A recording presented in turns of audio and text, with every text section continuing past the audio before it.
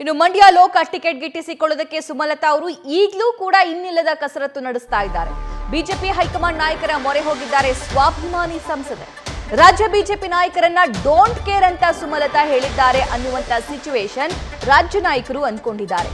Ticket ವಿಚಾರವಾಗಿ ರಾಜ್ಯ ನಾಯಕರನ್ನ ವಿಶ್ವಾಸಕ್ಕೆ ತೆಗೆದುಕೊಳ್ತಾ ಇಲ್ಲ ಸುಮಲತಾ ಅನ್ನೋ ಕಂಪ್ಲೇಂಟ್ ಅವರ ವಿರುದ್ಧ ಕೇಳಿ ಬರ್ತಾ ಇದೆ. ಹಾಗಾದ್ರೆ ಆ ರಾಜ್ಯ ನಾಯಕರು ಯಾರು? ಮಾಜಿ ಸಿಎಂ ಬಿಎಸ್ ಯಡಿಯೂರಪ್ಪನವರು, ರಾಜ್ಯಾಧ್ಯಕ್ಷ ವಿಜೇಂದ್ರ, ಅಶೋಕ್ ಅವರನ್ನ ಭೇಟಿ ಮಾಡ್ತಾ ಇಲ್ಲ ಸುಮಲತಾ. ಈ ಇತ್ತೀಚಿನ ಬೆಳವಣಿಗೆಗಳನ್ನ ನೋಡೋದಾದ್ರೆ ನೇರವಾಗಿ ಹೋಗ್ತಾರೆ, ಜೆಪಿ ನಡ್ಡಾ ಅವರನ್ನ ಭೇಟಿ ಮಾಡ್ತಾರೆ, ನೇರವಾಗಿ ಹೋಗ್ತಾರೆ, ಅಮಿತ್ ಶಾ ಅವ್ರನ್ನ ಭೇಟಿ ಮಾಡ್ತಾರೆ. ಆದ್ರೆ ರಾಜ್ಯ ನಾಯಕರನ್ನ ಕನ್ಸಿಡರೇ ಮಾಡಿಲ್ವಾ ಹಾಗಾದ್ರೆ ಸುಮಲತಾ ಅನ್ನುವಂತಹ ಪ್ರಶ್ನೆ ಕೂಡ ಇಲ್ಲಿ ಕಾಡ್ತಾ ಇದೆ. ಕೇವಲ ಹೈಕಮಾಂಡ್ ನಾಯಕರನ್ನ ಮಾತ್ರ ಭೇಟಿ ಮಾಡಿ ತಮಗೆ ಅದೇ ಕ್ಷೇತ್ರದಿಂದ, ಮಂಡ್ಯ ಕ್ಷೇತ್ರದಿಂದ ಬಿಜೆಪಿಯಿಂದ ಟಿಕೆಟ್ ಕೊಡುವಂತೆ ಅವರು ಒತ್ತಡವನ್ನ ಹಾಕ್ತಾ ಇದ್ದಾರೆ. ಸೊ ಇದು ರಾಜ್ಯ ಬಿಜೆಪಿ ನಾಯಕರಿಗೆ ಸಹಜವಾಗಿ ಡಿಸಪಾಯಿಂಟ್ ಮಾಡಿದೆ. ಸೊ ಈ ನಿಟ್ಟಿನಲ್ಲಿ ಸುಮಲತಾ ಅವರ ಮುಂದಿನ ನಡೆ ಏನಾಗುತ್ತೆ ಅನ್ನೋದು ಕೂಡ ಕುತೂಹಲ. ಇವಾಗ ಗಮನಿಸ್ತಾ ಇದ್ದೀರಲ್ಲ ನೀವು ಸ್ಕ್ರೀನ್ ಮೇಲೆ ದೃಶ್ಯಾವಳಿಗಳನ್ನ, ಆ ಫೋಟೋಸ್ ಅನ್ನ ರೀಸೆಂಟ್ಲಿ ಸುಮಲತಾ ಅವರು ಭೇಟಿ ಮಾಡಿರುವಂತಹ ಫೋಟೋಸ್ ಅದು. ಸೊ ಈ ಬಗ್ಗೆ ಮತ್ತಷ್ಟು ಲೈವ್ ಡೀಟೇಲ್ಸ್ ನೀಡ್ತಾರೆ ನಮ್ಮ senior political correspondent Manjunath, Sumalatha ಅವರು ರಾಜ್ಯ ಬಿಜೆಪಿ ನಾಯಕರನ್ನ ಕನ್ಸಿಡರೇ ಮಾಡಿಲ್ವಾ ಅಂತ?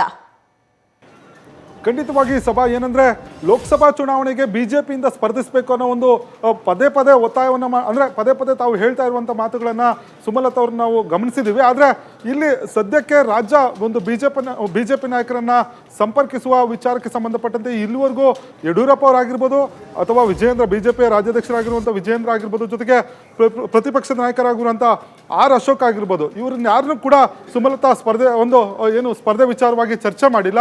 ಅವರ ಬಳಿ ಏನು ಸದ್ಯ ಮಂಡ್ಯದ ಪರಿಸ್ಥಿತಿ ಬಗ್ಗೆ ಆಗಿರ್ಬೋದು, ಜೊತೆಗೆ ತಮಗೆ ಯಾಕೆ ಟಿಕೆಟ್ ಬೇಕು ಅನ್ನೋದ್ರ ಬಗ್ಗೆ ಕೂಡ ಸ್ಪಷ್ಟವಾದಂಥ ಒಂದು ಮಾಹಿತಿಗಳನ್ನು ಕೊಡೋದಾಗಲಿ ಅಥವಾ ಅವ್ರ ಜೊತೆ ಚರ್ಚೆ ಮಾಡಿ ಯಾವ ರೀತಿ ಮುಂದಿನ ದಿನಗಳಲ್ಲಿ ಇದನ್ನ ಹೋರಾಟ ಮಾಡಬೇಕಾಗಿತ್ತು ಅನ್ನೋದ್ರ ಬಗ್ಗೆ ಕೂಡ ಇಲ್ಲಿವರೆಗೂ ಯಾವುದೇ ರೀತಿಯ ಸಂಪರ್ಕವನ್ನು ಕೂಡ ಸಾಧಿಸಿಲ್ಲ. ಇದರಿಂದ ಏನು ಮಂಡ್ಯ ಲೋಕಸಭಾ ಕ್ಷೇತ್ರದಲ್ಲಿ ಸುಮಲತಾ ಅವರಿಗೆ ಟಿಕೆಟ್ ನೀಡಬೇಕಾ ಅನ್ನೋದ್ರ ಬಗ್ಗೆ ಹೈಕಮಾಂಡ್ ನಾಯಕರು ರಾಜ್ಯ ನಾಯಕರನ್ನ ವರದಿ ಕೇಳಿದ ಸಂದರ್ಭದಲ್ಲಿ ಸ್ಪಷ್ಟವಾಗಿ ರಾಜ್ಯ ನಾಯಕರು ಒಂದು ವರದಿಯನ್ನು ಕಳಿಸಿದ್ದಾರೆ. ಸುಮಲತಾ ಅವರು ಈ ಬಾರಿ ಲೋಕಸಭಾ ಚುನಾವಣೆಗೆ ಮಂಡ್ಯದಿಂದ ಸ್ಪರ್ಧೆ ಮಾಡಿದ್ರೆ ಒಂದಷ್ಟು ಸೋಲುವ ಒಂದು ಆತಂಕ ಇದೆ. ಯಾಕಂದ್ರೆ ಸುಮಲತಾ ಅವರು ಕಳೆದ 5 ವರ್ಷಗಳಲ್ಲಿ ಅಲ್ಲಿ ವಾಸ್ತವ್ಯ ಹುಡ್ತೇವೆ ಅನ್ನೋ ಒಂದು ಮಾತನ್ನು ಹೇಳಿದ್ರು, ಆದರೆ ವಾಸ್ತವ್ಯ ಮಾಡಿಲ್ಲ.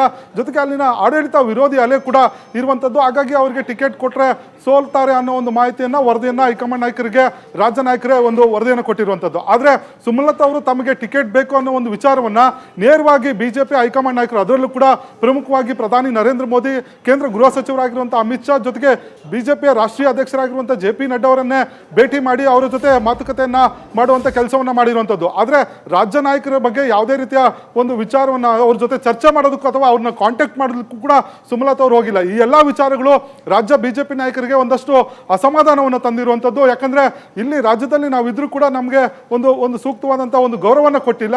ನೇರವಾಗಿ ಹೈಕಮಾಂಡ್ ನಾಯಕರ ಜೊತೆ ಭೇಟಿ ಮಾಡಿ ಒಂದು ಟಿಕೆಟ್ ಅನ್ನ ತರ್ತೇನೆ ಅನ್ನೋ ಒಂದು ಹಠಕ್ಕೆ ಬಿದ್ದಿದ್ದಾರೆ. ಆದರೆ ಸ್ಥಳೀಯ ನಾಯಕರ ವಿಶ್ವಾಸಕ್ಕೆ ತೆಗೆದುಕೊಳ್ಳದೆ ಏನು ಸುಮಲತಾ ಅವರು ಮಂಡ್ಯದಲ್ಲಿ ಗೆಲ್ಲೋದಕ್ಕಾಗಲಿ ಅಥವಾ ಪಕ್ಷ ಸಂಘಟನೆಗೂ ಕೂಡ ಕಷ್ಟ ಆಗ್ಬೋದು. ಈ ಹಿನ್ನೆಲೆಯಲ್ಲಿ ರಾಜ್ಯ ನಾಯಕರ ಅಸಮಾಧಾನವನ್ನು ಈಗಾಗಲೇ ಬಹಿರಂಗವಾಗಿ ಹೇಳದೇ ಇದ್ರು ಕೂಡ ಪಕ್ಷದ ವೇದಿಕೆಯಲ್ಲಿ ಈ ಬಗ್ಗೆ ಚರ್ಚೆಯನ್ನು ಮಾಡಿದ್ದಾರೆ.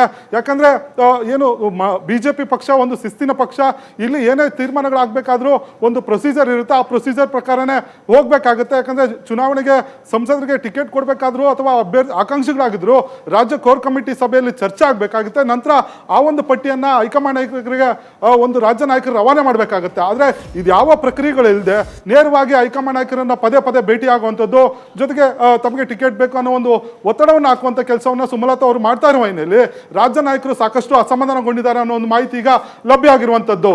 ಸಭಾ ಅದರ ಜೊತೆಗೆ ಸುಮಲತಾ ಅವರು ರಾಜ್ಯ ನಾಯಕರನ್ನ ಕನ್ಸಿಡರ್ ಮಾಡ್ದೇನೆ ಕೇಂದ್ರ ನಾಯಕರನ್ನ ಒತ್ತಡ ಹಾಕೋದಕ್ಕೆ ಸಾಧ್ಯ ಆಗಲ್ವಲ್ಲ ಮಂಜುನಾಥ್? ಈಗಲೂ ಕೂಡ ಆ ಮಂಡ್ಯ ಕ್ಷೇತ್ರವನ್ನ JDSಗೆ ಬಿಟ್ಕೊಡ್ಬೇಕು ಅನ್ನುವಂಥ ಲೆಕ್ಕಾಚಾರ ಇದೆ.